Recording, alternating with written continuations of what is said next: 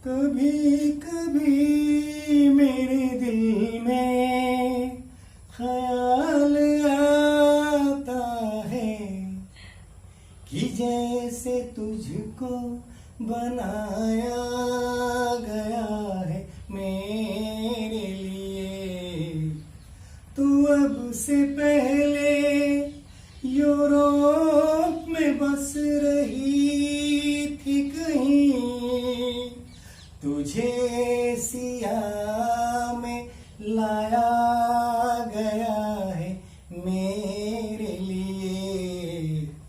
कभी कभी मेरे दिल में ख्याल आता है। Hello students, welcome to Sharma sir English classes. Sharma sir English classes में आप सभी का स्वागत है। और पहले प्रसन्न होना सीखिए, एनर्जेटिक होना सीखिए, एक्साइटेड होना सीखिए और फिर पढ़ना सीखिए। क्योंकि जब भी आप जोश में होते हैं, आपके अंदर जील होता है, उत्साह होता है, तभी आप कुछ बेहतर कर पाते हैं। तो आइए एक नई एनर्जी के साथ, एक नए उत्साह के साथ और फिर एक नए टेंस से अपनी शुरुआत करते हैं।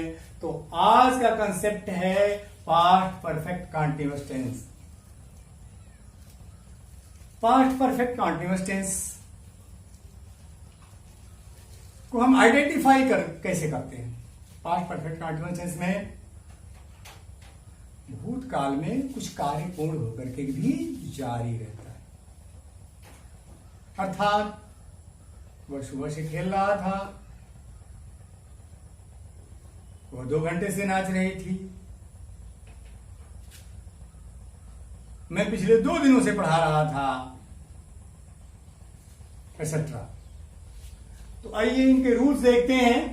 Affirmative sentences subject plus had been plus verb की रूट फॉर्म में आईएनजी प्लस अदर्स।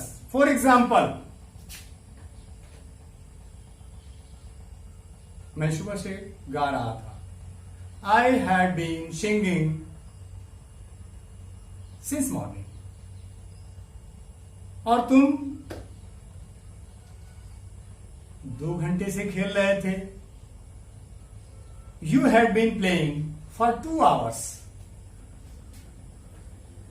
नेगेटिव का रूल देखते हैं। Subject had plus not plus been plus verb की रूट फॉर्म में आईएनजी प्लस अदर्स।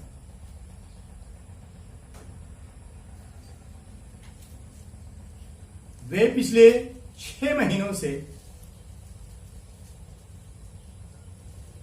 यहां नहीं आ रहे थे। They had not been coming since last 6 months।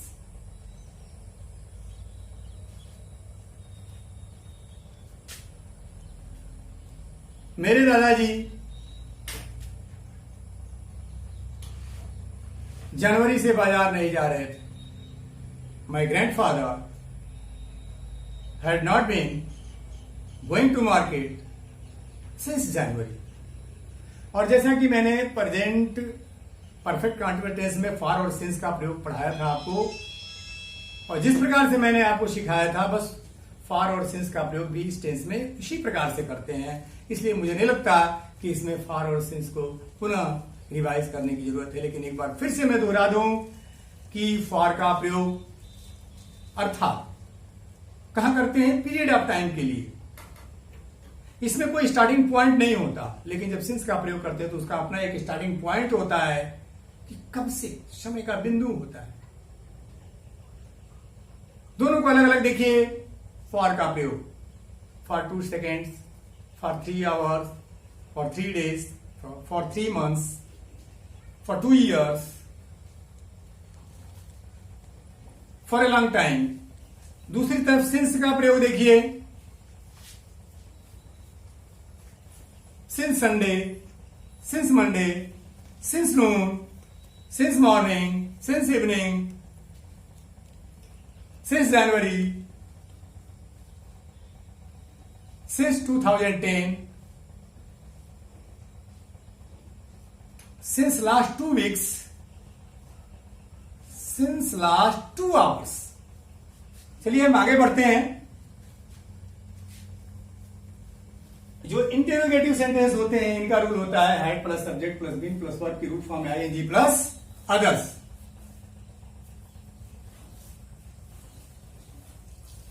क्या वो 2 घंटे से खेल रही थी? Had she been playing for 2 hours? क्या राधा सुबह से नाच रही थी? Had Radha been dancing since morning?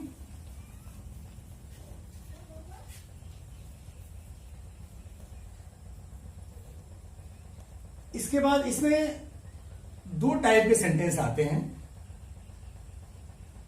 और ऐसा लगभग हर टेंस में होता है।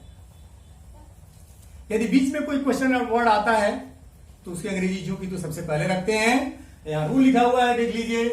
Question word plus had plus subject plus not plus been plus verb की रूट फॉर्म में आईएनजी। वह सुबह से क्यों खेल रहा था? एग्जाम्पल आप देखेंगे, वह सुबह से क्यों खेल रहा था? Why had he been playing since morning?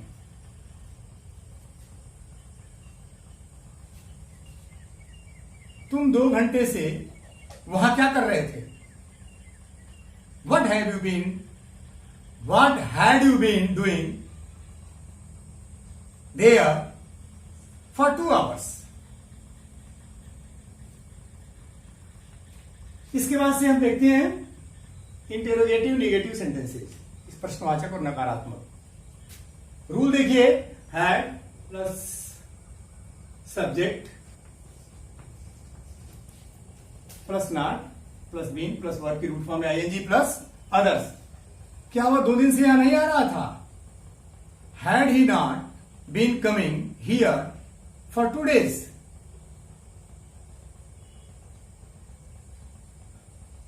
तुम सुबह से क्यों खेल रहे थे? Why had you been playing since morning?